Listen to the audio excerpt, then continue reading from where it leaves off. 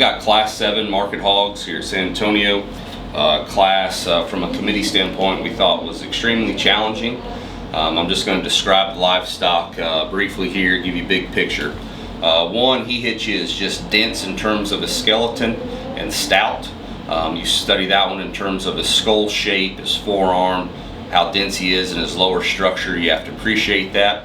You have to make the call on that bear. Does what he has in terms of top side power and mass working there from blade to hip, does that match what he has in his lower structure?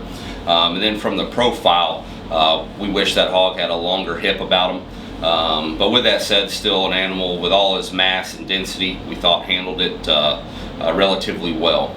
2, the off-belted Barra, that's the sharp one in class. You study him up front, he's probably got the highest neck attachment, he's sleek in his jawline, and then when you study him from blade to hip, he's the sharpest in terms of his shape and big-ended.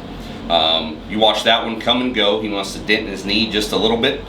From behind he's got some swelling in his hock, and then as you watch him move about the ring, does he use his hock with just enough comfort and flexibility? It's close. Those are some calls you have to make. 3, the wide belted Barra, that one hits you maybe in terms of class the best in terms of his cage. He too is big backed and big hipped.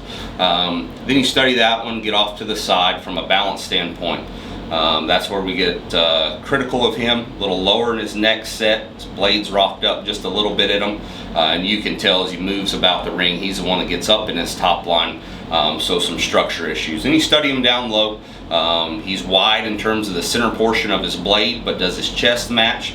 And then you look at him at the ground, his rear feet need to be altered, but still a hog that brings a lot of positives. And then 4, he's the one that hits you in class, is just productive. He's big in terms of his center, he's heavier weight, a lot of mass. From the profile, probably just gets a little bit plainer in his overall look. You watch that one come and go up front. He just reads a little more counterfeit, big up high in relation to his width down low, a little softer in his front feet. Then from behind, he's the bear. The longer the drive goes, he gets the point of his hock outside of his body wall. So a very tough class committee. Honestly, we had the top 3 scattered there, but we ended up going 1, 2, 3, 4 with cuts of 2, 2, and 4.